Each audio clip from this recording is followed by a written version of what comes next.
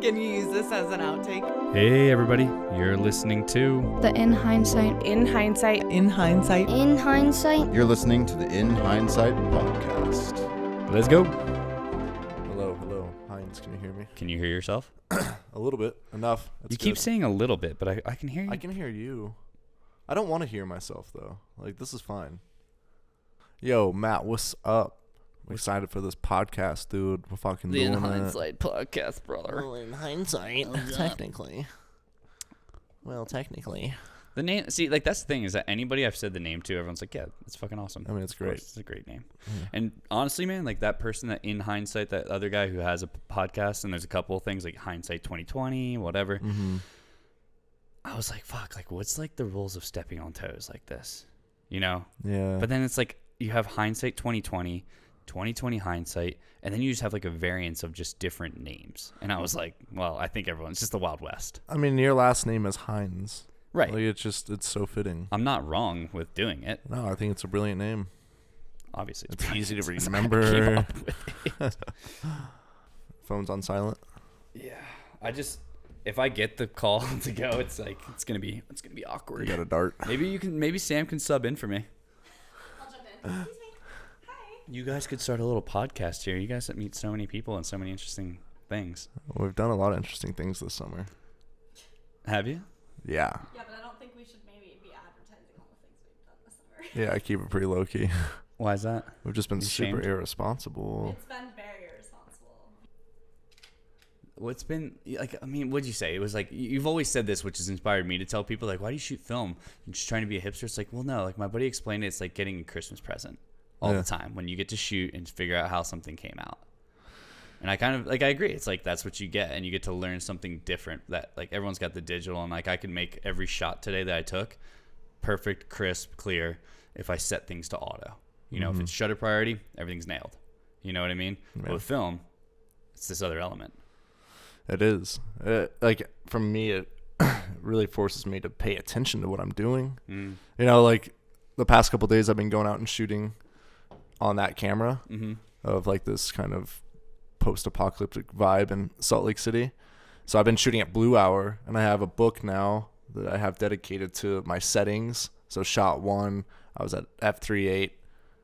Shutter was 160 and the time was 4:55, and I write it down. And then shot 2, I'll adjust some things. Maybe I'll go to like f6 or f8 because I don't want it to be so shallow. I open the shutter up to 30, and then when I get it back, I can be like, okay, shot 1, shot 2, shot 3, and I can find out what I like more.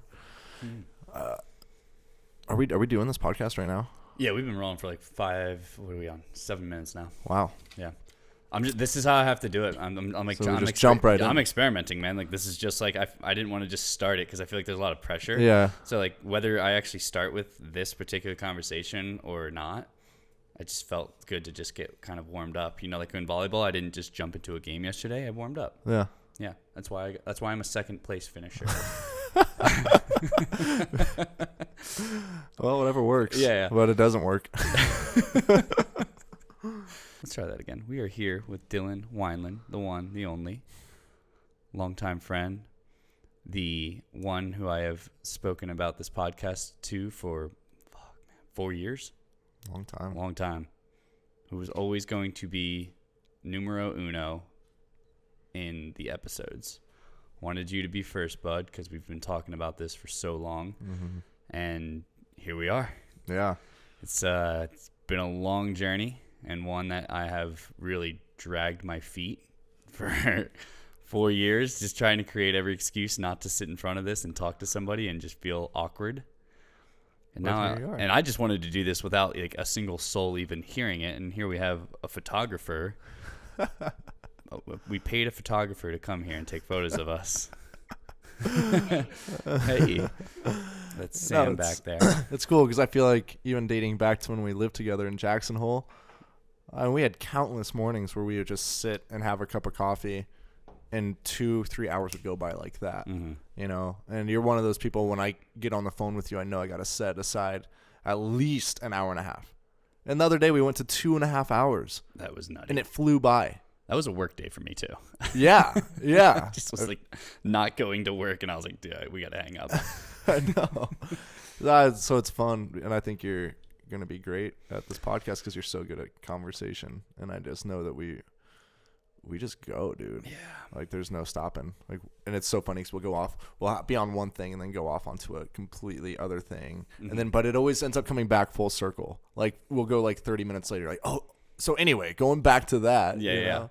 And it's fun. Yeah, but that's like conversations. It's like when I think me and you've both talked about. It's like ever trying to have small talk with somebody is like probably the most painful thing you can do because you're sitting there and you're trying to force something to be said because we don't allow conversation to happen, right? Like if you're in a bar, it's like, cool. You're not just going to be able to like start talking about something so deep and like that's someone's going to be like turned off or like, okay, like I don't want to talk about this. So that's why that scene never works for me. Yeah. So that when you say like, yeah, we get to chat for 2.5 hours, it's like, that's what you need. That's what I enjoy.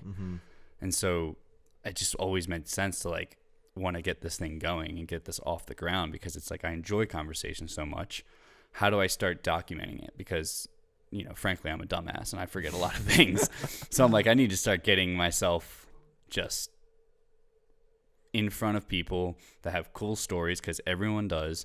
And just to like peel back the curtains, you know, and just see what it is. And that's kind of cliche because I feel like that's what most podcasts are doing. And, you know, I'm sure you listened to my trailer up there. That's probably the first thing you did today when you woke up. Of course. One I just feel of like my closest buds couldn't even listen to my trailer. How about that? I like to come into everything with a fresh perspective and no expectations. So Yeah. I was like, well, if I don't listen to his trailer, I'm just in it. You Yeah. know, there's no preconceived notion of what this is going to be. I'm just going to be in it. That's But you're just like a genuinely curious person. We you both know? are. Like, I mean, to an extent, but you're willing to go out of your way to like learn more about people. And I do too, but I don't know how to explain it. You're just a lot more, you take action on it. Like granted, it's taken you 3 or 4 years to get this mic in front of my face. but you know, like whenever I watch you have conversations with people, you're always like going deep into it and with a genuine sense of curiosity. Like you're always wanting to learn about people and their craft. And like I've seen you get on tangents where you get obsessed with something and you will just go down that rabbit hole of trying to learn about it.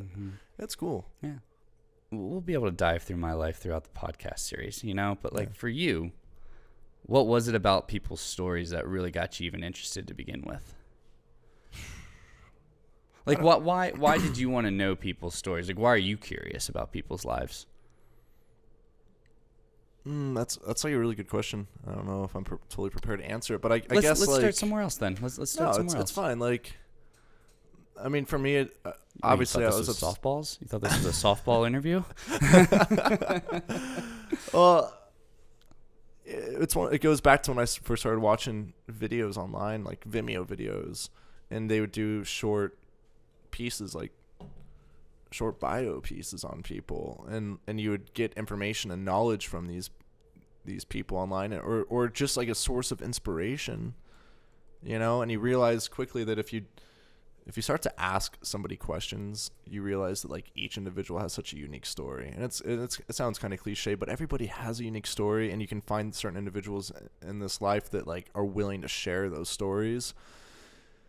And as a filmmaker, you want to document some of those stories because you find them really intriguing, and you want to share their story because you know it could change like somebody's life if they watch it, like it has with mine. If I've watched a really good video on somebody online on Vimeo or YouTube in the morning, and it makes me want to become a better person throughout the day, you know, like that has a huge impact. And it's like, and I have an opportunity with my craft as a filmmaker to go out and do the same thing and give to the world like a lot of other artists have given back to me. You know, so if I find an opportunity, a good story, and somebody's open enough to want to share it, and then I can create a video out of it, and then I post it, and then they can watch it and be like, wow, like I'm moved by that, you know. And I haven't gotten deep into that world, you know, like I'm doing the quadriplegic piece right now.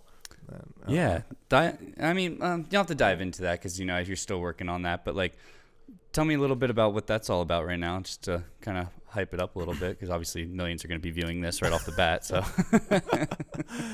yeah. There was a guy who spoke at my middle school in 7th grade, I believe it was, and he was a quadriplegic, and he came in. I had no idea what he was going to be talking about. We just knew we had a guest speaker, and we were all sitting in the grandstands in the gymnasium, and this guy rolls in on a wheelchair, But it was operated with his chin. It was electric, and he can move it with his chin. And everybody in the gym went quiet as they watched this guy rolling in. It was just this awkward moment of just, you hear his wheelchair, he gets into place and gets in front of the mic. And at that time, me and all my buddies were like the cool guys, motocross riders and skateboarders, and we were like the cool kids, or at least we thought we were. Self-proclaimed cool kids. At least we thought we were the cool kids. But he gave this amazing speech about his life as a quadriplegic.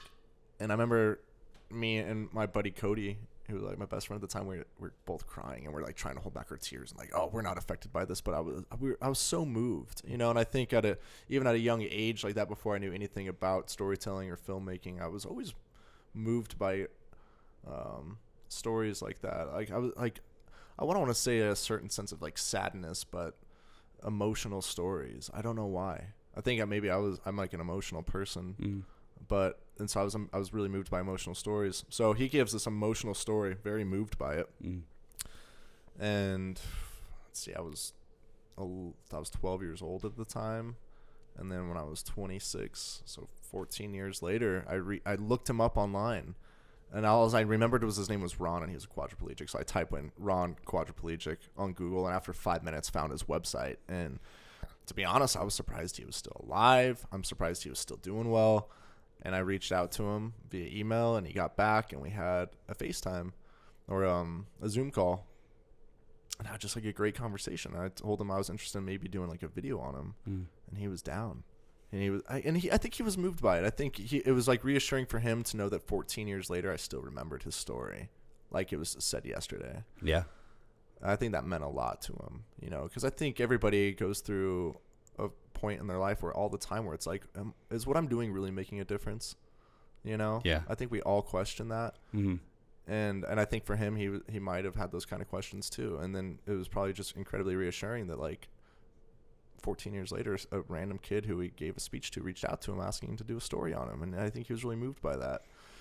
So he let me come up to his home in Oregon, and I spent 5 days up there with him and his family, and it was just me. I didn't have a crew. I pulled some favors, got a camera and audio, a couple lights, not much, and I initially went up there just to be like, let's check this out. Like if I end up coming back with anything, like great. But if not, at least I know him more now.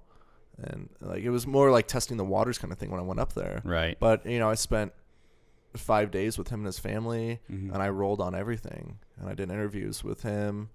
I did interviews with his daughters. We went out to the beach one night, and it was just like such an incredible experience when you spend that much time with.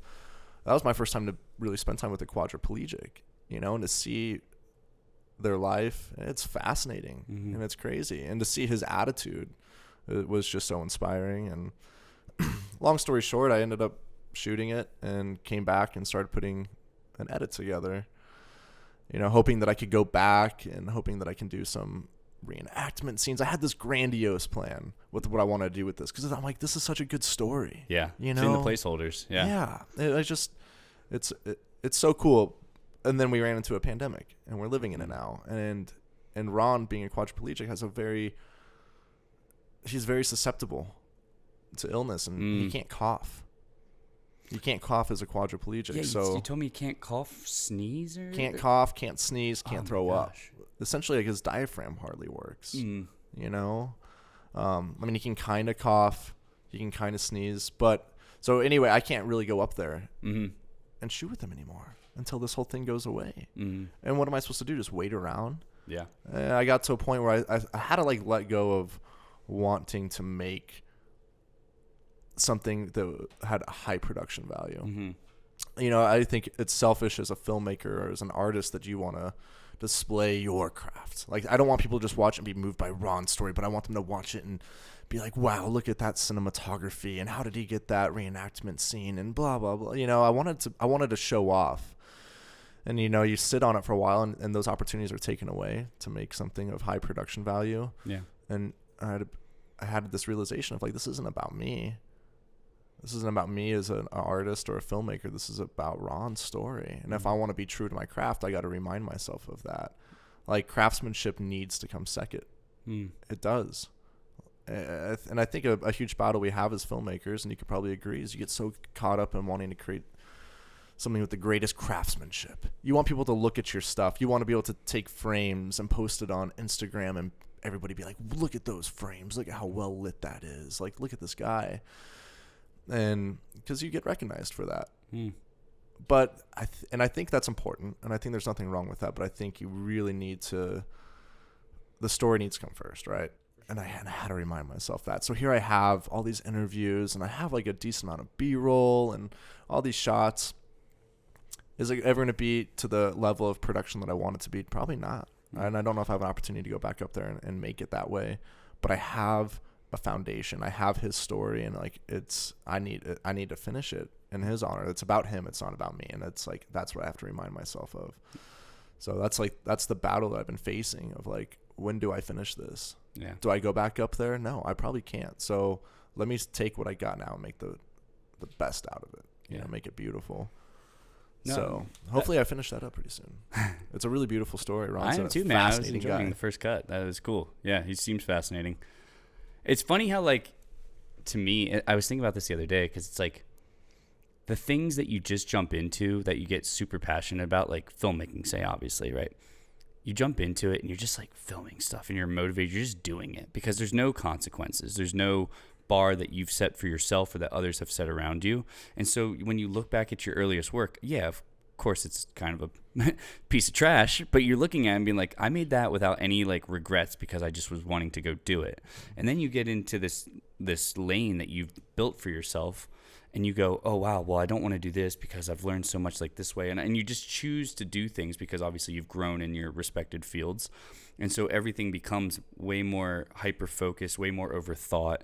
And so you do try to tap back into that original mindset of like, how do I just go and tap into that thing of, I want to just go do it and I'm going to do it. And then you add in the being true to the story with Ron and whomever you're doing. And so I guess it's one of those things where it's like, when you are doing this and you do get into those blocks of just like, you're talking about it, what is the thing that pushed you over the edge to actually just go do that? And not even just the Ron story, but even doing Immunity, which, by the way, all the fans out there, I don't know if you know, Dylan is a Vimeo staff pick circa 2018. No big deal.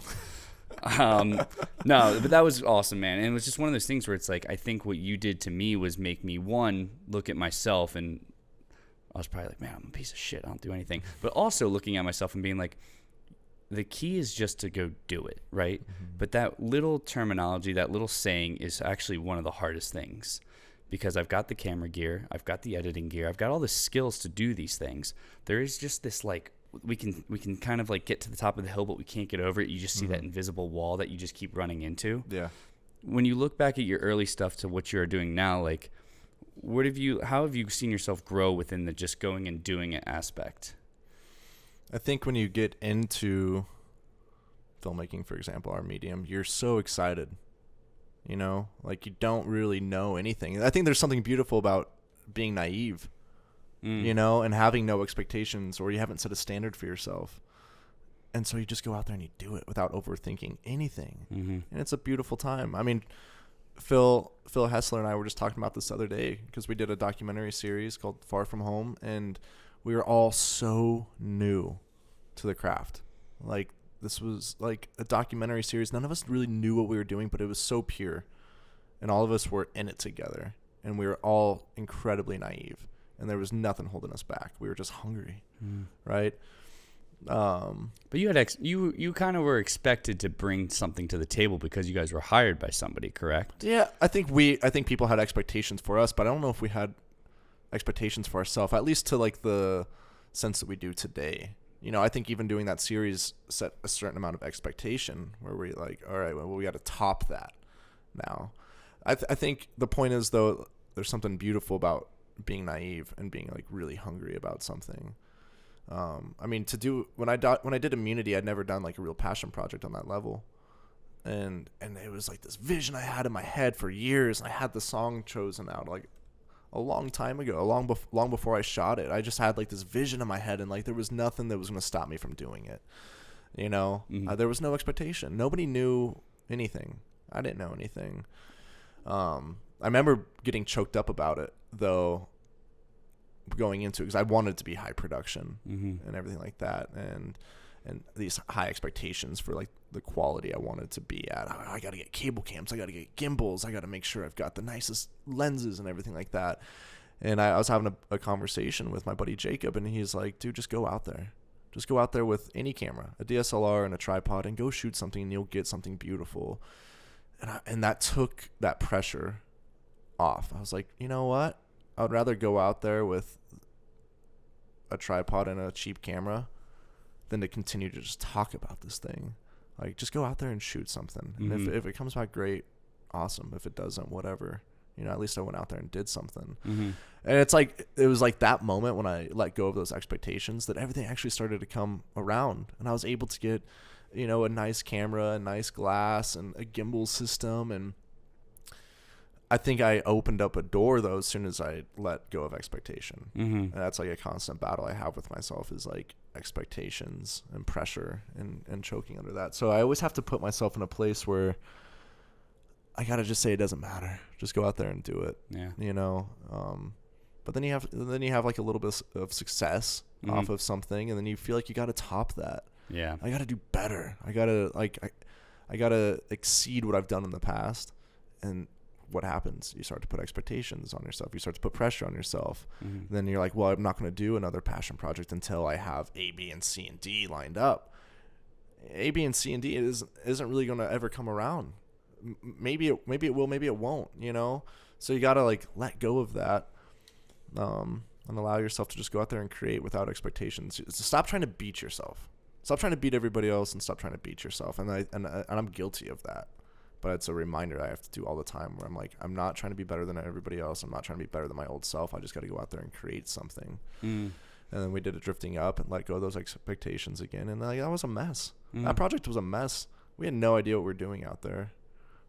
We had no idea what we were creating. I was shooting stuff and I was getting some cool shots, but I had no idea what the final project was going to be, you know? And I was almost thinking about scrapping it. I remember that. Yeah. It was bad. I mean, you were there when I was editing some of that. Yeah. And you're like, I don't know what I'm going to do with this. Like, it was supposed to be a part of this other project and all this crazy shit. But that's something that, like, what you just said is like so resonant to so many things I've heard from like creatives, artists, whatever. It's that like, it was a mess. It just didn't make sense. And then it's like, you sit there and you go, okay, you're talking about something that you obviously still created and that we all watched, but then you do hear people talk about it was a mess, blah, blah, blah. And I think still people don't connect. I still sometimes don't connect. You're like, how is it a mess? Like, you still made something that everyone loved. Do you know what I mean? Depending on, it doesn't matter what it is. And it's like, what does a mess look like in that world for you? And it doesn't have to be specific necessarily to that project, but it's like, we've all been there where it's like, this thing just doesn't make sense, but yet still something comes out of it. And it might not have been the immunity style thing that you were going for, but something came out of it. And what is like the reaction to seeing what came out of that mess that you see that maybe wasn't intended to happen like that? I mean, the whole thing was a mess. We drove 14 hours out to Oregon. No enclosed trailer. We were in the sand dunes. It was rainstorms. It was windstorms. Aaron didn't have a paddle tire on his dirt bike, and he's struggling in the sand. Like, here we chose a spot where it's sand dunes, the most challenging thing to ride in. And it's just this battle. It was just a battle from the get-go. Aaron ended up breaking his collarbone out there right when we found all these awesome jumps. We're like, okay, we might actually get something really cool today. He breaks his collarbone right away. And all of us had to drive back. We got cut like 3 days short of what we wanted on filmmaking. And we drove back 14 hours back to Colorado. And I was like, I don't even know if I got enough shots. I don't know what this is. What the hell? You know, my friend's got a broken bone. I just got blasted with sand for 4 days straight. It's a struggle. I'm like, I think we got a couple good shots, but like, holy shit, I just put all my savings into this project, and I don't know if I got anything out of it. And I took the media into post and was trying to play around with it and playing around with different music. Like, what could this be? And like, it was like a month and a half of being in post and trying to like battle this thing. And I'm thinking I might just scrap this. And then I found like one last push. I'm like, I got nothing to lose at this point. Like, I love stories when people have nothing to lose. What comes of that? Letting go of everything. I think that's when like real beauty shines through. So I got to that point where I was like, whatever, I'm gonna scrap. I got nothing to lose. So I go to Aaron's house, who was the writer in the video, and we sat down one night and just had a talk. And then I was like, I had one of the cameras with me. I'm like, let's just shoot something. So I shot him loading his bike. I shot him cleaning his helmet. And we sat down the next morning and recorded an interview. But we had all these grandiose plans of like, all right, we're gonna like read something out of a book and quote it, and the quote's gonna lead into this whole thing. And we had all these books out. And we were trying to find quotes, and it just sucked. And then I said, let's just have a conversation.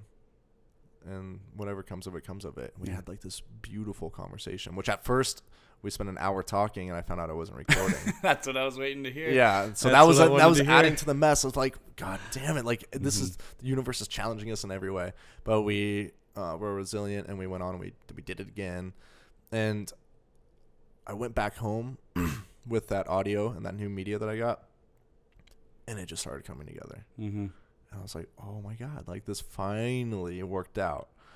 And Drifting Up did okay. It was definitely the most feedback I ever got from a passion project. Like, people really resonated with Aaron's words. Yeah.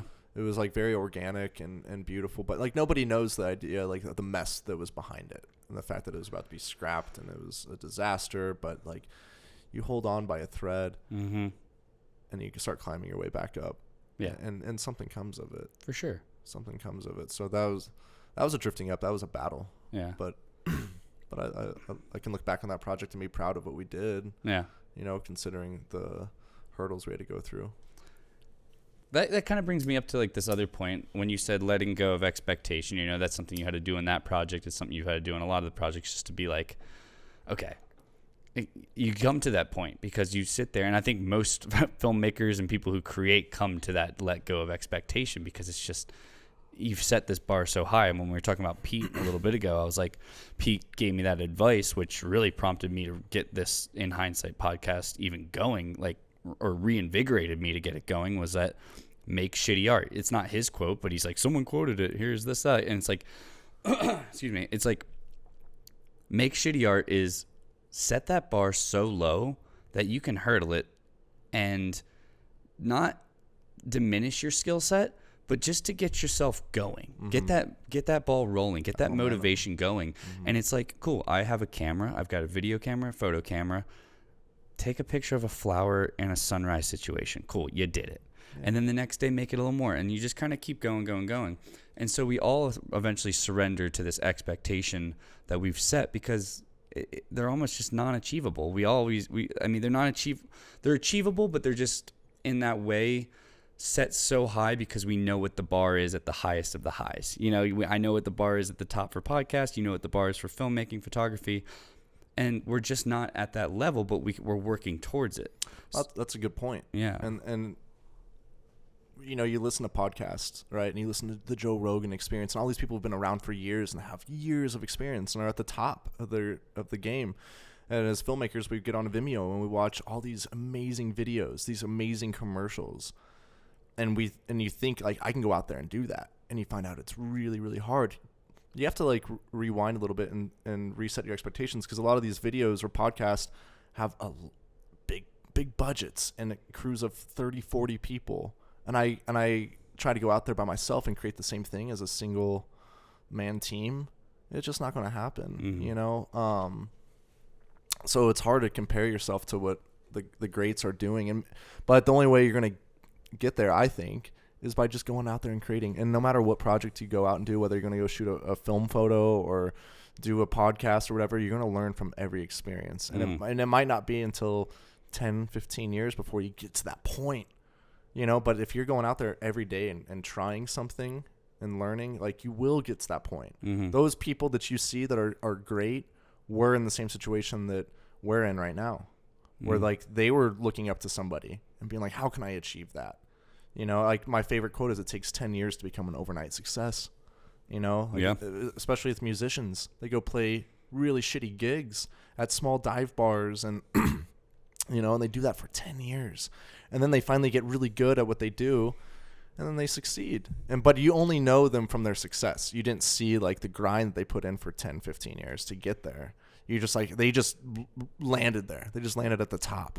No, like they went through it. And I have to remind myself that as a filmmaker of like, I just got to keep going. You just got to keep going. I feel like both you and I have reached this point where, and not to sound arrogant, but I think we're better than average, right? But there's a huge gap between being better than average and being great. Like like to get above average, you climb like, let's say 20 stairs, right? And you're like, okay, like people recognize my work, people respect it. It's cool. Like, this is awesome. Like, but you see like the greats and there's like 150 more stairs to climb to get to that point. So I might as well just climb a step each day and hopefully get there. Just from knowing you as long as I have and hearing a lot of stories, is that some of your stuff I think stems also that like the letting go of expectations that you've mentioned a couple times is you've really gotten back into dirt biking. And I remember you telling me that dirt biking time of like when you stopped actually competing to when you really started picking it up a few years ago, there was a gap. And that was a gap that you kind of let go because, you were climbing this ladder and then you realized that like by getting injured and kind of having your brother take over the helm was something that really put you in a mindset. And I kind of want to understand like where that mindset led you into this filmmaking world of like wanting to keep achieving, wanting to keep getting through it, because that's what you had to do with dirt biking, right? Yeah, that was just something I was like always fascinated with when you were talking about it. Yeah, I mean, growing up racing motocross, I feel like taught me a lot of values and getting through things. Yeah, I remember you and I having that incredible conversation on a beach at that lake. It was super late at night. It was Beach when they had like the DJ party and oh yeah. I won't get into the details, but you and I were out there. There was that someone built like a homemade sauna. Yeah, people were getting weird, man. People were getting weird. Yeah, but you and I had that amazing conversation on the beach, and like that was an epiphany for me that night, just opening up to you about that, for example. I don't know if this is the answer you're looking for, but yeah, I mean, growing up racing motocross, my brother was so naturally talented, and at a point he got better than me, and that was crushing, and I had to deal with some serious jealousy. It's so strange when the person you love the most, like I love my brother more than anyone in this world, honestly, I do, and to feel anger and jealousy and resentment towards that person because they became better than you, that's a horrible feeling, and I dealt with that for years, dude. And to a point, I had to learn to let go. Like, I love Tanner enough to I had to learn to be proud of him and stop being jealous because it was just eating me alive. It was horrible. It was a horrible experience to go through, but it was a lesson that I've been able to take and apply to everything else in my life, including filmmaking, and to not be jealous or angry towards people who are achieving things. And I think that is an asset that I have that's helped me a lot, is to not compare myself and not be jealous, to be proud of my friends who are achieving things and are doing things. That was a huge lesson for me, and I'm so thankful that I got to experience that growing up, because between the ages of like 14 and 18, like that ate me up. But I was able to learn from it and apply it. Jealousy and envy, it's something that we all battle with, but I felt like I was able to get it out of the way at a younger age, and I can apply it to like filmmaking in a way. I think you just nailed what I'm trying to get out of this podcast right there, because in the trailer that you guys listened to, that you told me did, it was about where are these splits in trying to understand a human being, right? We're starting from the top of the tree, working our way back down. And for you to have to experience that from that like 14 to 18-year-old time frame is something that not a lot of people get. You don't get that type of feeling to then come away and be like, wow, I feel like I'm stronger to go forward with whatever endeavor I'm going to go forward with, and have the ability to take those instances again and be more like calloused, right? Whereas me, never having really had that type of thing, getting into filmmaking and getting yourself like just knocked down continuously from the people who watches your videos, to all the comments, to the redos, was really tough. And it's like, we all fear it, but like I said, to have that early experience, I think helped you grow into that field and be able to take the chances, which ultimately lead you down this road, climb those stairs to where you're at now, to go, okay, take it, absorb it, get a little down, but also generate that into energy to move in the right direction you need to in order to achieve success. Yeah, I think that's your only option if you want to make it. It's hard for me to speak on this because like I said, I'm in between this stage, right? Where like, maybe I'm above average in filmmaking, but I'm not great, you know? And there's so many times where you feel like quitting, and you feel like giving up. And I've had those moments, man, like living in Jackson Hole, being dead broke, like getting tiny little gigs here and there as an AC or like a third camera unit, like, you know, like just like whatever. They just create a camera unit for you just to just to make me feel better about myself, you know. Like there was moments where I really felt like quitting, and even last week, man, I said, oh my God, I don't really have a lot of work coming in. I don't know what I'm doing. Maybe this filmmaking thing isn't for me. Maybe I'll go start a tiling business. I remember you saying that to me on the phone. Yeah. I mean, this stuff goes through my head all the time. I got to remind myself, though, that, like, I think what makes successful people successful are those people that are able to get through those moments. You know? Like, they love it enough, like, there's enough passion in them that when they come across those roadblocks, they find a way over them, you know, and you might experience 1, 2, 3, you might experience 50 roadblocks, but those successful people that we see, whether they're musicians, filmmakers, podcast makers, whatever it may be, they never gave up on those, you know, and they went through those tough times. You know, every actor you hear of, every famous actor, Robert Downey Jr., Sylvester Stallone, whatever, they all have these stories of like, I was living in a single room in the basement of a shitty house, and I had no money, and I was eating top ramen, you know, but I landed and they did that for years and years and years and years and years. But the difference between them and the people who didn't make it is they just kept pushing, you know. But I think that has to come from passion. Like, you have to have enough passion to get through that. If you love something enough, like, nothing will stop you. You know, everything is a stepping stone if you love it enough. But I mean, there's definitely times where I feel like maybe this isn't for me, but all right, Dill, just like keep pushing through this. Like, maybe tomorrow will be different. Maybe you'll land a job, and then that'll land you another job. You know, you just got to keep pushing through it. You know? Yeah. I think that's the difference. It's just resiliency. I think that's what successful people are. Just a theory. Yeah. And what I've observed with successful people is they're resilient, and they don't let those hurdles take them down. They might get choked up. They might slow down for a minute, but they find a way over it. And so being in this awkward stage of above average but not great, I mean, I would love to be a great filmmaker. I would love to. I mean, that's why we get into this. You want to create amazing stuff that people admire and look up to. And I think if you want to do that, you just got to keep pushing. So I'm in this state right now where I feel like I need to push harder than ever to get through it. Otherwise, like, you know, I've already invested so much time into this, and I've made it to this point. I don't want to give up yet. Yeah. I don't ever want to give up. I love it too much. I know. Because you really do look at the other alternatives, and they are in a way alternatives, but you also go and say to yourself, that can't be my alternative. I can't just go and sit there and go, tiling is something that I can fall back on. Because if you eliminate the safety nets, you're forced to go forward sometimes. You know what I mean? If you have a easy thing where it's like, oh, I've been doing construction for like 15 years, I can easily get back into it. And as soon as that well apparently dries up or appears to have dried up for filmmaking, only if like it's for a few months, it's easy to leave that and go to something that you know. And so, yeah, security will gobble you up 100%. You know, and it's like one of those things I'd be afraid of. Like, let's say I did start a tiling business. It's something I'm good at. I learned from my dad. He has a construction business, and he always put me on tiling jobs. And like, I feel like I could go out there and have a little bit more of a secure life than I have right now. I'm afraid that if I do that, I'll be like, okay, like I've got a little bit more money than I've had before. Like, I'll just do this for one more year and keep making money, and then I'll get back into filmmaking, and then I'll get trapped into security.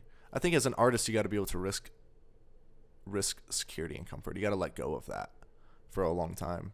Once you make it past it, though, you could have those things, but like, I mean, right now and for the past 7, 8 years, I mean, since I lived in Jackson and then moved here to Salt Lake, like, there hasn't been a huge level of comfort and security financially. Yeah. You know, like your feast or famine, and you got to be okay with that.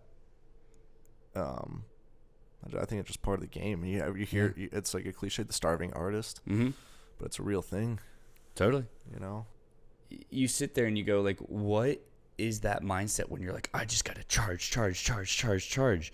And there's this idea that like by you having this mentality of like, I need to bust through everything, is that even the right one? You know, is it okay to just be in those everyday moments and live each day knowing that, again, you're gradually getting there? You know, a tortoise in the hare. Do I need to sprint somewhere to get to that thing? Or can I just gradually make my way? Instead of it taking one day to do it, can I stretch it over 5 days and be satisfied with that outcome? Right? I think you got to be patient. You know, like, I think you so got hard to for learn to be patient. Everybody wants to be, you know, and you meet these people, you see these anomalies that are successful right off the bat. They put out one video, they're 20 years old, and they're already directing and DPing like big commercials. So you can't compare yourself to those people. I think where I'm at right now is like a lot of my decisions right now are driven off of necessity. Like, I need to get better at my craft if I want to feed myself. You know, like right now, like last night and the night before, I just started going around Salt Lake City and getting random shots on my film camera and on the digital camera, video camera. How do you get motivated to even get out the door? That is, I think, the hardest part. We were just talking about snowboarding earlier, and it's like, cool, yeah, we love going down the hill. When you get those turns and the powder, it's so much fun. Yeah. But there is something about even leaving that front door that is sometimes the hardest thing to do. Yeah. How'd you get even motivated to leave to go shoot that kind of stuff? Because I just know I'll be really disappointed in myself if I don't. And my least favorite thing to do is to come up with an idea and never act on it and talk about it, but never act on it. And now I'm getting better at this point in my life of not even talking about it to anybody and just going and doing it. Yeah. You know? Setting expectations for yourself and other people being like, yeah, I got this big project, or I'm going to do this, I'm going to do that. And all of a sudden they're like, hey, did you do that? As soon as you start opening your mouth, yeah, you're setting expectations. Oh, yeah. And other people start to expect things from you. Like, oh, are you going out there and shooting that? You know? But if I don't say anything, I don't have to go out and do it. You know? And no one's going to care. No one's going to know. Right. But there's something beautiful about, like, doing something when nobody knows. You know? And so, like, the past couple nights going out and getting these shots, it's like there's no expectations. There's no pressure. Maybe I walk out the door and I don't get anything. And I'm giving myself a short window. I'm trying to capture these blue hour kind of weird shots, but maybe I go out and I don't get anything. But at least I went out there and I tried. And, like, I can still come back home and feel good. Because, like, if I go out and fail, I'll know not to go back to that spot again. I know not to go shoot at that hour again. I know not to use those settings again. I can go back out the next day and try to get something, you know. And I can, like, refine my craft by doing this. And then when I'm actually on a paid gig, I'll be like, I know what to do now. Yeah. I spent some time practicing. Yeah. You know, just going out there and shooting. My goal is to come back with, like, one good shot a night. Something. You know, I love that. What does a good shot constitute? Well, it depends, I think, on what you're looking for. I mean, for this, is it like social media worthy? Is that what you mean by, like, good shot? Or is it like one that you can actually sit there and go, like, I'm going to save this on my hard drive for, like, this is what I want forever to always look back on? Maybe you use it as B-roll for another project. Maybe you use it in your demo reel. Maybe you just come home and you upload the media and you put it into Premiere and you look at it. You play, you turn on Spotify, you turn on music that is fitting to that vibe, and you just replay that shot over and over and over, and it takes you somewhere. Yeah, like, maybe that's a successful shot. And the past couple nights, I've gotten a couple of those where I can just put on a song and I play that shot over and over again. I'm like, okay, that works. I'm going to continue to do more of something like that. Or that did not work. I thought it was cool, but it didn't work. I'm not probably going to waste my time in my hard drive space doing something like that again. Yeah. So you're refining your craft. So hopefully on my next job, when I'm actually getting paid to go out and shoot, I have a lot more confidence going into it. Mm-hmm. You know, it's all the hard work I think that people don't know about. Yeah. That makes the difference. Yeah. You know, And that's a tale as old as time, right? Yeah. No one ever sees that. It's like you said, it's 10 years for the overnight success, right? Mhm. It's like, yeah, you're right, man, because it's the thing that I tried to get out of my mindset is stop looking at what everyone else is putting out and just do it for you. And if you're motivated, then what'd you tell me years ago? Like a racehorse put the blinders on? oh yeah, I got that from the Defiant Ones. Yeah, that's right. Jimmy Iovine Mm-hmm. said you're gonna hear things from all sides. Yep. People telling you to do this, people telling you to don't do that. At some point, you just got to put your blinders on, like a racehorse. If they're looking at the horse to the right of them, and they're looking to the horse to the left of them, they're gonna worry about what those horses are doing. But if they can't see them, they'll just run straight forward. Yeah. And sometimes you got to do that. Yeah. You know, and that's what's difficult, I think, as an artist, especially right now with social media, is basically we don't have those blinders on at all, and we're seeing horses from every angle, and we're seeing how fast they're running or how beautifully they're running. I mean, I was on a 7 or 8 month hiatus. Man, I think it was longer than that. I think I got off of Instagram in March or April. Fact checker? Do we have something like that? No, it was like April or something like that. Yeah. Because I was going down that, and ironically, I just started my Instagram up out of necessity 5 days ago. Necessity, huh? Yeah, I mean, I'm like, damn, dude, maybe I could use this as a marketing tool with discipline. You know, I can have this, but I gotta be really disciplined about it. But I was falling into that thing of like seeing what everybody else was doing, becoming really self-conscious of my own work. I would post something that I was really proud of, and it wouldn't do very well. And then suddenly I found myself hating that very thing that I was once very proud of. You know, I knew the work that went into getting that shot, and I was trying new things. I think what it was doing was limiting me from getting out of my comfort zone. If I stayed in my comfort zone, I know that I would get a lot of likes. If I was doing motocross films and posting frames of anything with a motorcycle, people just loved it. And I wanted to get out of that.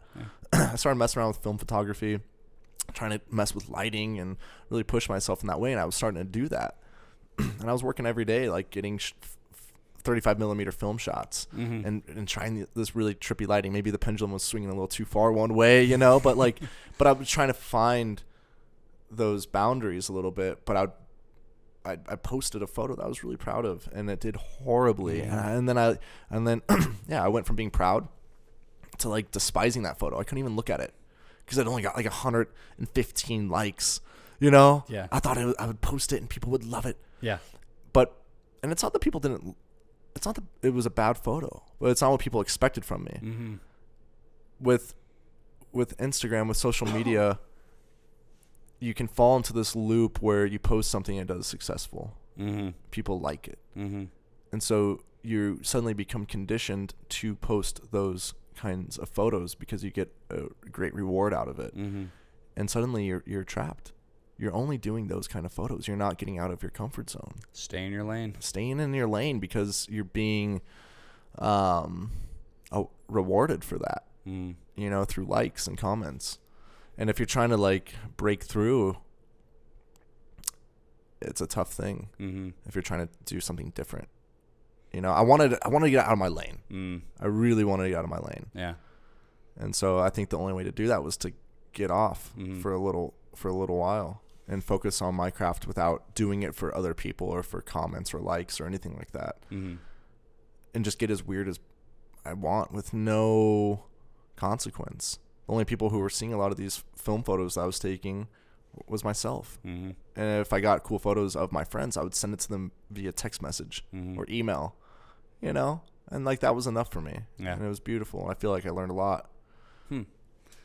So what is the new approach going forward? I'm trying to figure that out, man. So just fired her back up and trying to figure out what that's going to be. It sounds so lame, and I'm just going to be honest. Yeah. Like, work is scarce right now. And I think this is a theory of mine. I think the reality that we're living in is if you're not present on social media, you are taking a risk of becoming invisible. If I post a story, and I did this last night on purpose, I posted a story of my camera gear packed into a bag. I wanted people to know that I'm going out and shooting, right? That way, like, someone sees on a story, a week later, someone's like, oh, we have this film job. Like, I could be fresh on their mind maybe. Like, oh, Dylan Wineland is out there shooting stuff. Like, he's a filmmaker. Yeah. You know, and if I'm not on there, am I a filmmaker? Sure, I am. But, like, not to other people. So it's out of fear right now. It's out of necessity. It's out of scarcity. Yeah. Scarcity leads to fear, and fear leads you to do things you otherwise wouldn't, that maybe even go against your values. And right now, as a filmmaker, I'm in a very odd time where it's like, I don't know when my next job's going to be, and I got to feed myself, and I got to pay rent. I got to fire this fucking thing back up. You've got 2 mouths to feed, you and Phil. Yeah. I got 2 mouths to feed right now. Phil, if you're listening to this, go buy your own goddamn groceries. I love you, man. We're out of coffee, Phil. Yeah, it is Phil's turn to buy coffee. God damn it. You know, I'm not making just 1 cup of coffee in the morning for myself. I'm making 2. 2, yeah. So, yeah, it's out of fear, man. And I'm going to be vulnerable Yep. right now and just say that I'm scared. Yeah. And I had to get back on Instagram because I'm scared. Yeah. And I need people to know that I'm out there actually working. Yeah. Or make people think that I'm working. Yeah. You know, it's the world we live in. It's like, do you want to play this game? I'm going to try it out. I'm going to try it out. And then in a couple months, if I feel like my life hasn't changed or I haven't gotten work from it, fuck Instagram. I'm getting off. Yeah. It does me no good. Right. You know, at least I don't think it does. Maybe it does get me jobs. Yeah. That's what I'm testing right now. Yeah. I feel like if something makes you get off of it for 8 months, I feel like it's more of like trending towards like the negative. That's my theory. You know, if it's something that's like, I need to really get off of this thing for like a long time, it's like, well, you can come back to it and really try and reorient, you know, but it's just one of those things where you kind of know the answer sometimes. And like you said, give it some time, figure out this new approach. And again, if a couple months go by, nothing has changed, then it is time to move on to something else. And it is time to move into this different medium. I got to figure something else out. Yeah. If I'm not getting anything off of Instagram as a marketing tool, it's going. I'm not getting back on because I don't care. No. But right now I'm acting out of fear. I gotta get work. And if I make my presence online and show people, hey man, I'm shooting videos and photos, look at me. I still exist, guys. Don't forget about me. Don't forget about me. You know, maybe I'll get some jobs, maybe I won't. I don't know, man. Yeah. Just love me, please. You didn't go to school for filmmaking, correct? No. Where what did you go for? Business marketing. Couldn't tell you a goddamn thing about it. Well, the reason here I am trying to learn how to market myself. I only spent 4 years in university trying to go to marketing, and I don't even know how to market myself. Exactly. Like, goddamn. You left something that you went to school for because there was an attraction towards this medium. I think a natural attraction that everyone has. Everyone wants to take a photo or a video, and everyone loves to put things together and see it played with music, you know?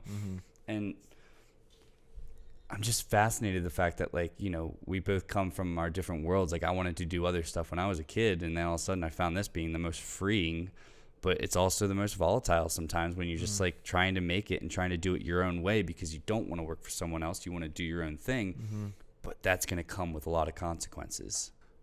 You know, I saw a quote. You read a quote or saw a quote? Oh, I saw it on a video. Oh. This guy who was this amazing stop motion animator. He did a lot of work for Star Wars with George Lucas and stuff. Great Vice piece if you get a chance. Yeah, definitely watch it. 1 second. Do you guys have any more? Do you guys have any of those ones that you were saying? Get this guy a press. Oh, the presses would be great. Just drink a watermelon and kiwi. Truly, any seltzer companies out there? I'm looking for a sponsor for the podcast. Hold on. Seeing you drinking your coffee over there. Oh, pre-cracked? Are you like me where you have like an oral fixation, like you need to be drinking something? Yeah.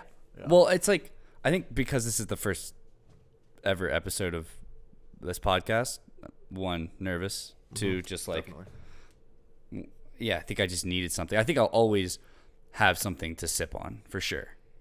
whether that's coffee, whether it's some sort of beverage. Like, I'll have something. Mm-hmm. Yeah. Just because it's like you're sitting here, you're having a conversation. Yeah. I don't want it to just be a vanilla fucking interview. No.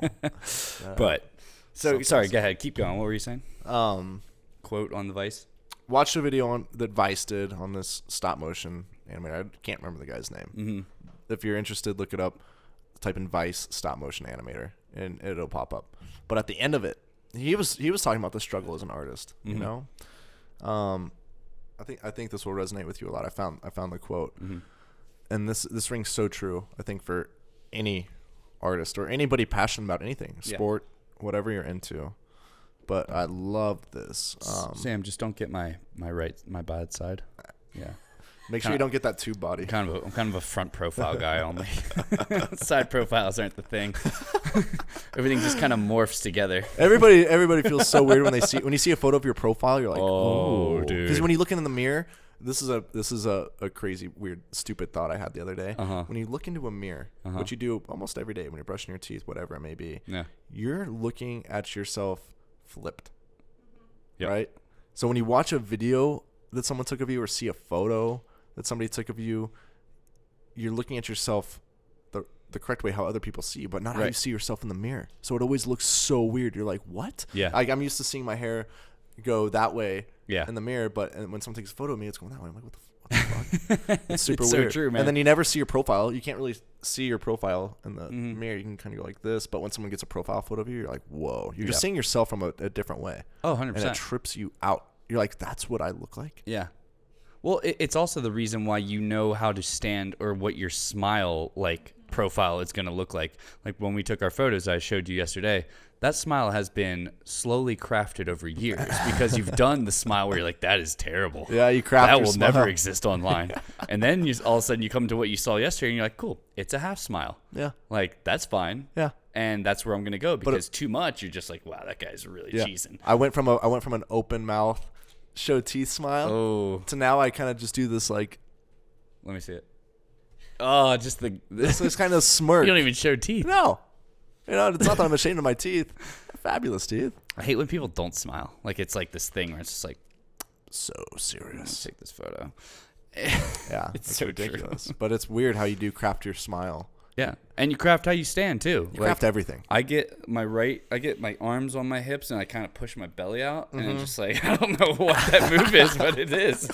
It's so lame. It makes your body look incredibly tubular. Tubular, yeah. Yeah. You really see like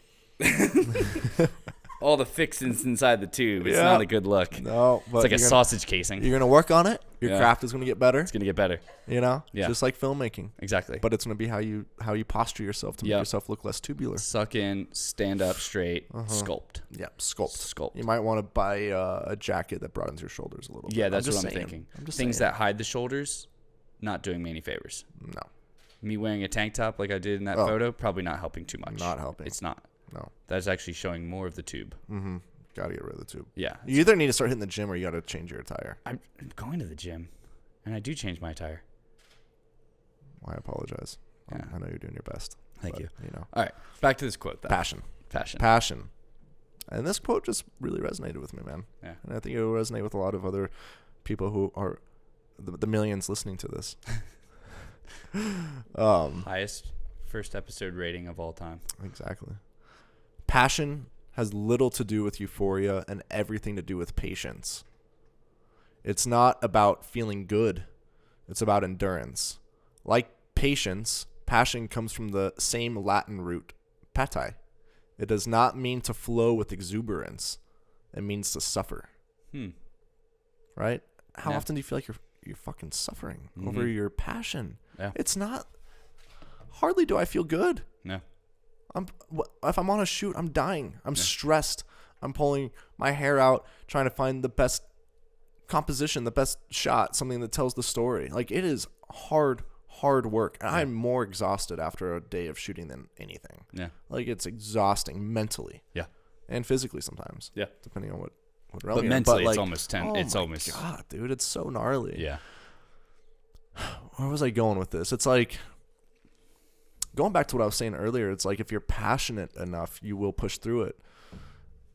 Because Passion is about suffering. You love something enough that you're willing to suffer for it to maybe get an end result that you're proud of. You know?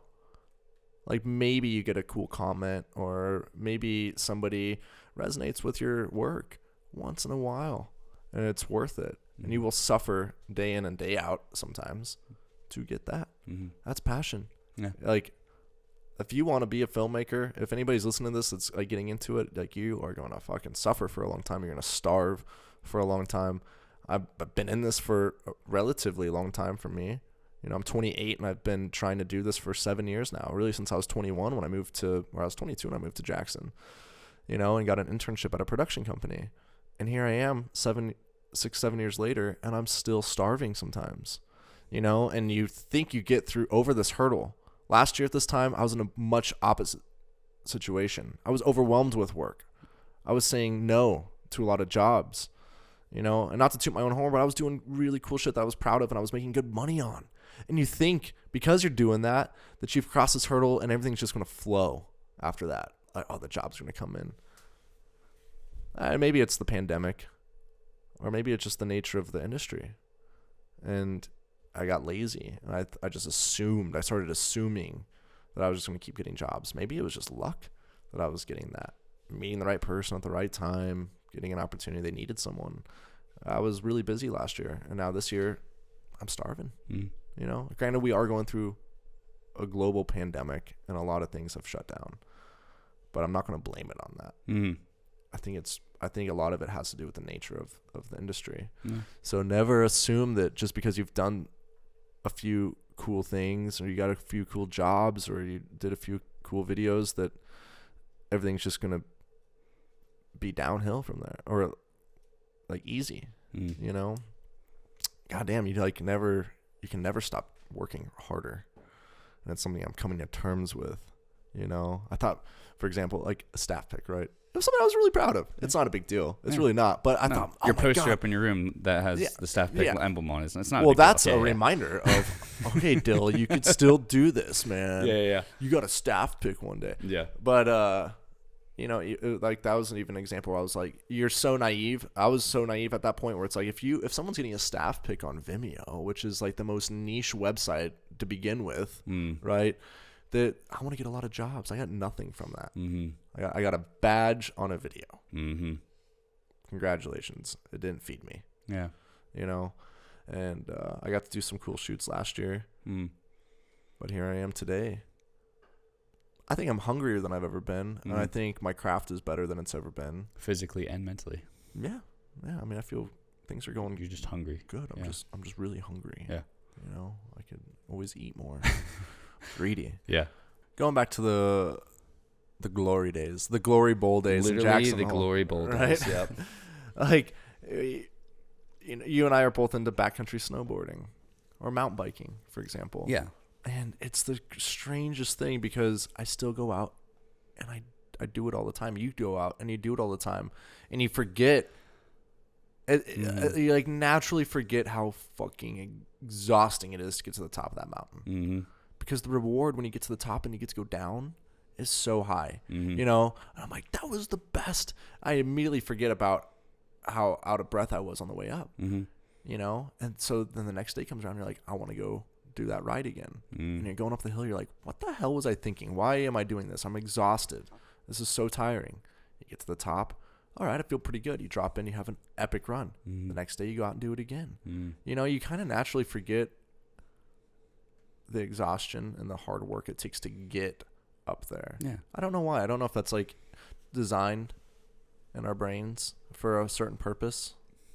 I feel like I'm about to talk out my ass here, but I feel like the happiness factor should supersede the negative factor in life, right? Like, I hope so. That thing where when I think about some of the best days I've had in Jackson, it always supersedes the worst days I've had in Jackson. You know what I mean? Like if I know I had a shitty day on the mountain, I can't even remember what those days were. I just remember it was probably icy and shitty. Yeah. But I remember sometimes those turns going down the run, first tracks with Woody, and him falling in front of me and then me clipping him. Or maybe it was the other way around. Doesn't matter. But you know what I mean? Like, I remember that. And I remember how deep the powder was when we had an entire run to ourselves before the rest of the masses came. But I don't remember that day that was just like, it's kind of bulletproof. Let's get out of here. And so I think that is the same mindset for when you do have that spectacular sensation of getting the staff pick. It fuels you to go make 2 more dirt bike films or projects, and just, again, the suffering may happen. The end result might not be the same, but as long as you revert back to that one thing that you made that you were very proud of for yourself, that's the thing I think should be continually chased. Grab a hold of that mindset and keep going and striving for that, because you will supersede that at some point. But that's the new bar, right? That's the new bar you set for yourself. And again, it kind of comes back to like, if you don't hit that bar, you can feel down about yourself. But again, it's still, was it a good powder day? Was it not a good day? And those are going to happen within getting to that next new level. And you throw your spears at it, you miss, eventually hit it, and then you've just raised it a little bit more. And that's kind of, I guess, how I'm trying to think of it too, is that I've got successes in the industry and other things I've done. And so I just try to hold on to those, because if I start to dwell on the negative ones that I've made throughout my time, it just doesn't do anything. It doesn't benefit me. See, that's why I've got the poster of staff pick in my room. Yeah. So I can just have that subtle reminder. That one. I'm like, I did something. The subtle reminder, like the 4 foot by 3 foot. Yeah. Well, sometimes you need a big reminder. Sometimes you need a big reminder. But it's true. Like, even relating it to snowboarding, if you go out into the backcountry, you don't know if there's no guarantee that you're going to go have a good day. Mm-hmm. But you're not going to have a day at all if you don't go out. Yeah. So you got to go out there in order to find out. And maybe it's shit. Yeah. But maybe it's incredible. And I think going back to that question you had before of like, what motivates you to get out the door to go shoot something? Maybe I get something spectacular that I learn a lot from, and it's a beautiful shot. Maybe I don't, but I don't know unless I go out there. And every time you don't go out there, you're going to just be left wondering what it would have been like. Yeah. And that's a horrible feeling. Yeah. And I think that these constant splits in your tree of your evolution, right, is why did you zig when you could have zagged? Mm-hmm. Why did you go left when you could have gone right? Those are always going to be constant things that can be thought about and can be dwelled upon. But ultimately, it's like when you make that choice, it's like sticking to it, because it's like, okay, this is my gut and I'm going to go forward with it. And this is where I want to go. And that then branches off again, and enough branches happen that you kind of forget that was something. Yeah. You just go, okay, like that was a point in time that was very important and integral to where I am now. But enough things have happened that I feel better about, and I'm reinforcing every day why I made that decision. Mm-hmm. And I think that's important. I think that's important as to why I look at leaving my house, I'm 30, 12 years ago.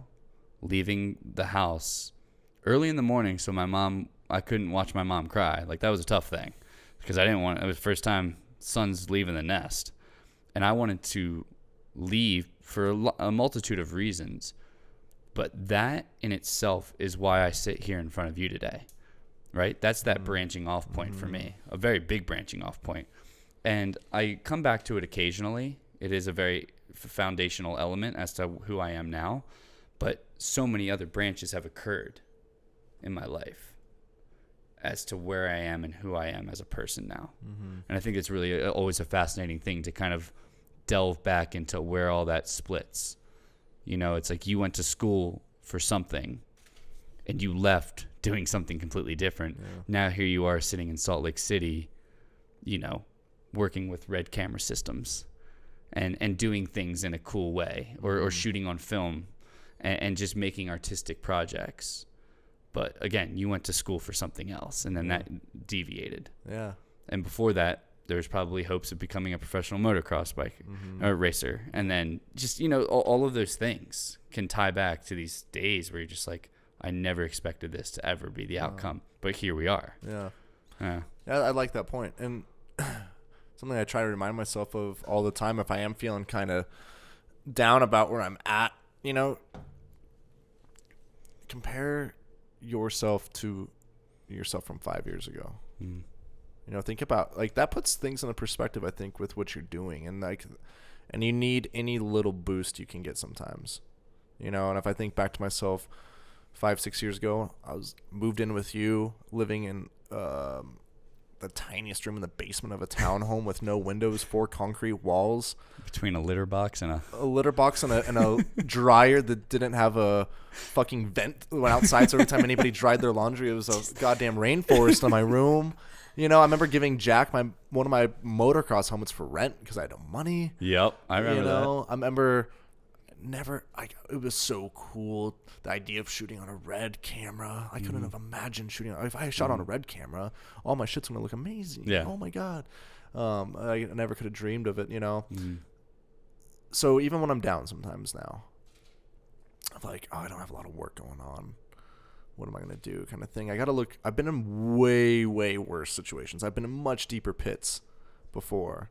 And if someone were to have told me 6 years ago when I first moved to Jackson that I would be where I'm at now and having done some of the cool things that you and I've done together, I've done with the Wizard Crew, all that stuff, I'd been like, no way. Yeah. You're telling me I went to different countries and I was shooting on a red camera, on prime lenses, on Movi gimbal systems? I would have been like, no way. Like, that is so cool. Future Dylan, fuck yeah, you're doing it. But like present Dylan is kind of like, oh, fucking have to carry a red camera around. This shot's not going to look good unless I light it. And I need X, Y, and Z, and you get down about that. And you're like, I don't have much money right now. And I'm doing kind of jobs that aren't really cool, but tell Dylan 7 years ago what he's doing now, and he would have been proud, and there's nothing wrong with that. It's just like a subtle reminder of what you have to do sometimes. Absolutely. Think about yourself. Think about when you left home. If someone would have told you, Matt, you've been around the world, you've been to Africa, you've hiked mountains you never would have dreamed before, you've worked with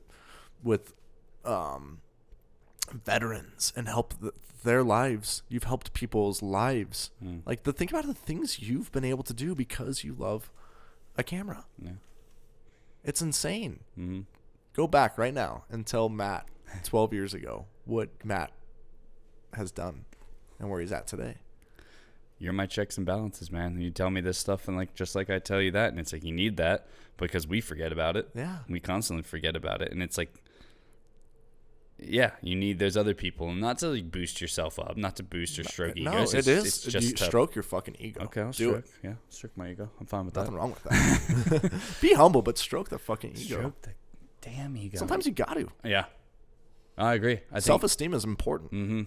If you don't have any of it, good luck. There's a difference between having your ego be filled up to create what you just got done saying, and there's something to be said about being cocky in the world of whatever it is you do too. You know what I mean? I think that's the fine line that we both try to avoid, is like not to be cocky. We find ourselves sometimes slip into it. You feel like you're kind of hot shit because your film's going to be the premiere thing at the festival or whatever it is, and you're like, yeah, I'm with this crew. Like, yeah, that's awesome. I did this. I worked on this. But that's so short-lived because it fades. It goes. That thing becomes a thing of the past, and sometimes they linger for a long time, But I guess the point I'm making is that, like you said, building that self-esteem is the thing that carries that confidence into the next thing you do. Yeah, you got to keep grinding, I think. Yeah, no matter what. Yeah, I think as long as you know you're doing your best. I mean, I've been on shoots where I've been lazy about something. I'm just like, whatever. I think this looks good enough. God, that will eat you alive. You'll go back and you'll watch it and you're like, why did I not just put a little bit more effort into it? Yeah. Like, for example, I was on a shoot this last week and they put 2 outside interviews on me. I didn't expect to shoot outside interviews. I rented lights for indoor interviews, and 2 out of the 3 interviews were outside, and I was like, oh my God, like, this is not what I expected. Yeah. Harsh light, hot light. And hot route. Yeah, hot route, dude. But I'm not disappointed in the sense, like, I know for a fact that I did my absolute best based off of my knowledge and experience that I have up to this point, that I could not have done better. Now, you could have gotten somebody with a lot more experience and knowledge, and they probably could have made those interview frames make mine look very amateur. But I can't be disappointed because I left that shoot knowing that I put in everything that I have, all the knowledge and experience and effort and energy that I had into making those interviews look as good as possible. Are they anything to write home about? Probably not, because like the elements and the limitations I was working in. But I left knowing I did my best, and I'm not looking back, and I don't feel regret. You know, I was able to look at the frames and post and been like, you know what? That's the best I did. I could have done. And I think that's where you get a certain sense of relaxation or comfort. You know, I think where anxiety comes from is knowing that you could have done better, but you didn't because you're maybe a little lazy. You know, I heard a photographer the other day on this interview, like this really successful fine art photographer. And he said, and it's so cliche, but it rings so true. Pain is temporary, but the photograph is forever. You know, and I really like that. Like,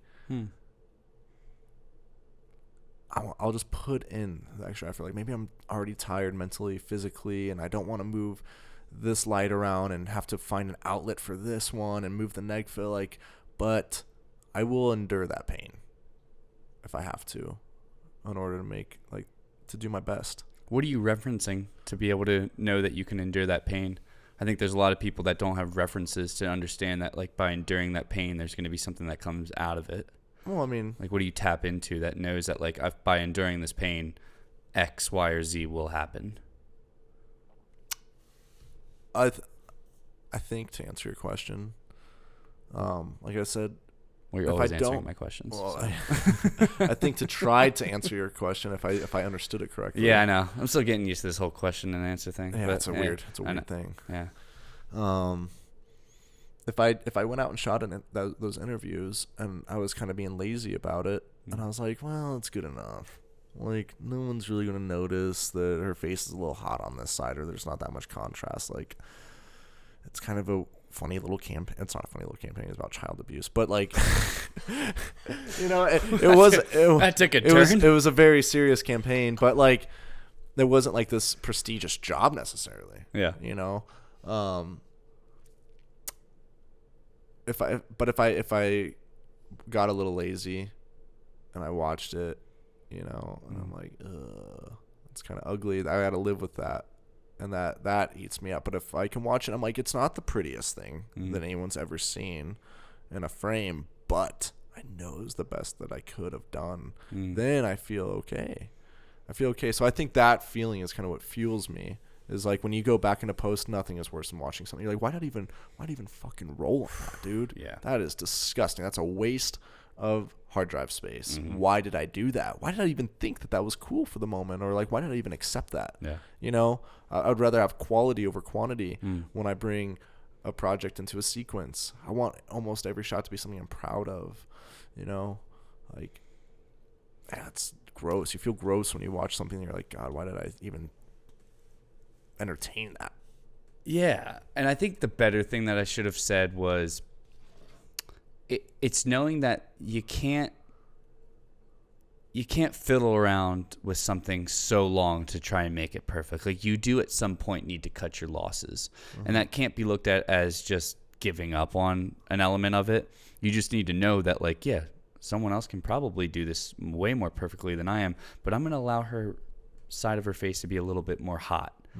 Knowing that, yeah, I could spend 20 more minutes on doing this, but I actually need to kind of get rolling for a lot of other reasons. Yeah. And that's what I guess maybe I was trying to ask. Well, right? exactly. You're always working within limitations. Right. It's a small project. I don't have an AC. I've got one light, an RE Sky panel, and neg fill. And we would show up to these sites with 1 hour to prep the shot before the subject got in there. And they had to get in and get out. Like, these people were busy. So I understood my limitations as far as time and gear. And I'm okay with what I got based off of those limitations. If I could have had a day of scouting and 3 hours to prep this, and I had all the time in the world with the subject that we were shooting, and I had a 12 by and some floppies and a stronger light, of course the interview frames could have looked a lot better. But I didn't have those. I had limitations. Yeah. And I know deep down in my heart that I did the best that I could within those limitations. And I can look at those frames and be like, yeah, that's fine, because you did what you could. You really spent you spent every minute you had prepping that before the person actually sat in that chair. You did everything you could. Yeah. You move the lights around. You put neg fill up where like it's just like I know I did my best. Yeah. And I think beyond it just being a pun and my last name, it's like that's what in hindsight is. It's like, whoa, full circle, oh wow, man, he tied it in. It's like he was planning on doing this at some point in the interview. Yeah. No, that is actually something I was trying to figure out how to avoid ever doing and being like, so I'm glad you said that because that's the in hindsight point of the day. I'm so glad you did it. Yeah, right. It's like, it's like there's like a mark every interview that I do that I try to get that out. No, that's actually the thing I don't want to do. But for this first one, it's like that's what the reasoning is that it's always easy to look back and say, in hindsight, I could have done this. Everything is that. And I feel like it's also the thing that we always dwell on. There is no just looking into the future and moving forward. I think the people who sit there and say, I never look at the past, I always look at the future. It's like, cool, I appreciate that. And you probably do have a big drive and success by doing something very close to it. But you're always looking at the past in some sort of way, especially in the video, photo, whatever world where you have the availability to go look at old content, to go hear old content. And I think it's also the thing that's how we have to learn. How else do you learn? Exactly. Than from the past. Right, 100%. And so that whole mindset is we need to accept the past in order to move forward, obviously, into the future and especially through the present. Yeah. Don't dwell on the past Right. because there's nothing you can do to change it. 100%. But look back and be like, that worked or that didn't work. Right. And I'm going to apply that to my future. Yeah, 100%. I mean, it's the thing that like you just sat done saying that and you were a victim of that by looking at that photo that you wound up despising and not just being okay with it because you were so excited when you took the photo and you got that first image. You're like, dude, I'm going to put this up on Instagram. Like, this is going to be so awesome. It doesn't get received well. And then all of a sudden you look at it and all of a sudden you're like, I don't even like this photo anymore or whatever it is. But my mind was also poisoned with like with the social media expectation. 100%. I can look back now after my 8-month hiatus. Yep. And this refreshed mindset that I have. I can look back and be like, I did my absolute best on that photo. Yeah. I can be proud of it. Yeah. Even though people didn't respond to it well. What if you look at something and you say you didn't do your best on that? That's a slippery slope. Well, that's when you have regret and you feel Right. sick to your stomach about your former self. Yeah. Right? Yeah. It's like you separate your current self from your former self as like another individual and you're like, you are disgusting. You Who piece is of this shit. person? Why don't you grab another pudding pop, you piece? Yeah. No, it is. It's gross. a slippery slope, man, and it's something that I think in this world of just so much second guessing, with so much looking back and trying to understand who we are, and why am I entering into this journey of podcasting when I think there's some crazy stat out there, like 1 in 100 people or 1 in 1,000 people have a podcast. Like it's something crazy. Like it's becoming. My mom and her best friend have a podcast. Who? My mom and her best friend. It's on Spotify. For real? Yeah. iTunes. Exactly. I mean, they did it. Yeah. But it's also the thing that if it's a medium that has been for me, it's been transformative. Podcasts have changed my world in so much of a way that's like, it's made me listen to things. It's made me get inspired about certain things or want to chase certain things. And when you sit there and you go, it's so accessible, I should just do it.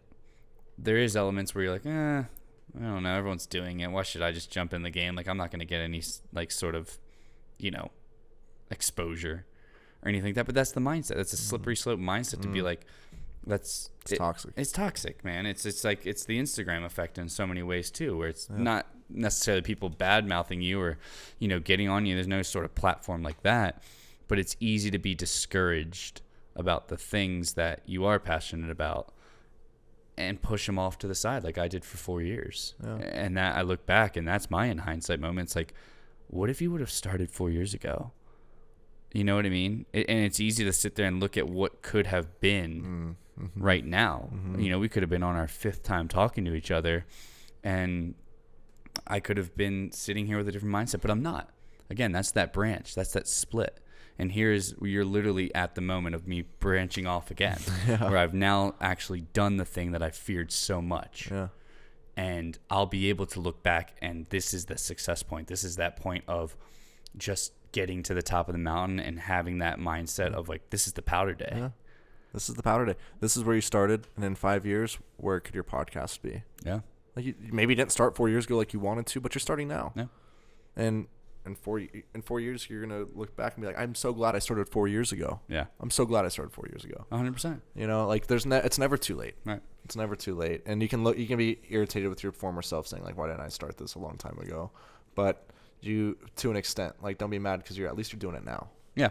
You know, like that's the thing. Yeah. And who cares how many people are doing podcasts? It's like you and I were having that conversation the other day where it's like maybe just one person is into it. Mm.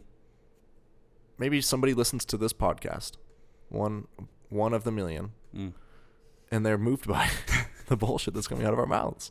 You know? Yeah. But great. You just made one person's day better, or you entertain them. Yeah. You know, and that's cool. You know, and I know that one of it won't even be you that listens to this, you know? No, I couldn't definitely even not. get you to get to the trailer. No. And so, No. let alone this hour-long podcast. I think you need to understand how tough it is to be an elite director or DP, Exactly. and how my time is so valuable. Yeah.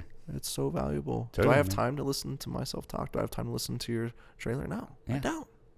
'Cause I'm trying to do cool shit. Walking into Okay. this house and realizing just the chaos that ensued with your life, I instantly was like, there's no time he can actually sit there and watch my trailer. Yeah. Your phone was ringing nonstop. Yeah. Since I've been dude, here, ringing nonstop. Try to get up at 9 o'clock. Yeah. Hard to as- do. Yeah. You know, have 3 cups of coffee before you can even say a word. Hard to do. Yeah. You know, make yourself a bacon, egg, and toast breakfast.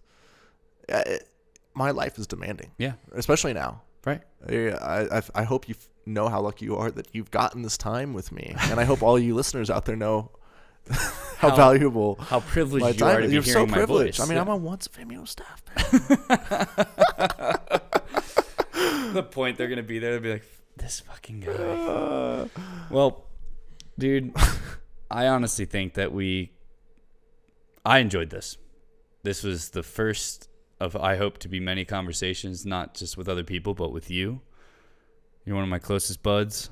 I love you, man, and I appreciate you even just doing this and giving me your time. That's one thing I just wanted to let you know. I really appreciate this, and I like I said, we've had too many talks to, like I said, I think about them all the time, and I'm like, we need to get this recorded because, again, this podcast, like I stated in the trailer, it's not for really anybody else but me. And I think that because it's for me, it's also the thing that has pushed me harder than ever to actually make it come to life.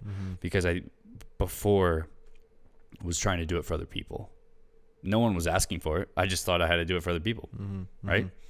Because I had told everyone. That was that little flub that I made where I was like, guys, I'm making a podcast. A year later, I see those people. Hey, how's the podcast coming? And then instantly, you're like, oh, yeah, well, you know, things got snagged up with the artwork of the thumbnail. It's like, oh, shit. It was just any excuse I could make. But once I actually put myself into the mindset of like, this is for you, Matt, I was able to actually move forward. It was that thing that actually unlocked the door. And so getting you on here and actually making this happen, sitting here right now and you giving me your time, I thank you. I thank you. This is a milestone. This is a milestone. This is huge. Yeah. This is huge. And I'm honored to be your first guest. First guest, man. Like, wow. I thought I was actually going to talk to some other people before I talked to you, but you're still going to be episode 1, like we always planned. I mean, you chose me over Jimmy Chin. Incredible. Yeah, Jimmy kept hitting I me know up. And he Jimmy's was like, hitting yeah, you up, man, yeah. can I get on the podcast? And I was like, listen, dude, like, till you actually do some sort of cool film or anything, Yeah, totally. then we can talk. Why does that guy expect so much? I don't- like make something cool and then come to us. Yeah. It's just like, Yeah. Has Jimmy gotten a staff pick? probably not. Has he gotten an Oscar? Sure. Who cares? Yeah. Who cares? Got a metal paperweight, dude. Yeah. Congratulations. I can't. It's heavy.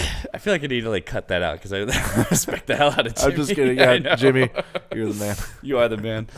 But those are all people that I strive to have on, and it's not to just ask a cookie cutter interview. Like, you know, this one is an experiment with how we talked, and I think we kind of just like we actually honed it in a little bit more. But I know that like when we start talking about a subject, we instantly just go down 5 different avenues of something similar to the subject, but sometimes just not. Yeah. And then we find ourselves back, and then we Yeah. go and veer off again. Like right now, I just tried ending the podcast, 2 minutes ago. Yeah. And And here here we are. So, Yeah. yeah, man, I really appreciate it. And I appreciate it. yeah. I think we have so much to talk about all the time Yeah, that, let's do this again. absolutely. It was super fun. Right on, man. Well, thank you, brother. Thank you, Maddies. Love you, man. Love you too, bud. All right. I'd like to thank my guests today for being on the show. I'd also like to thank all of you for your continued support as we move forward into this journey.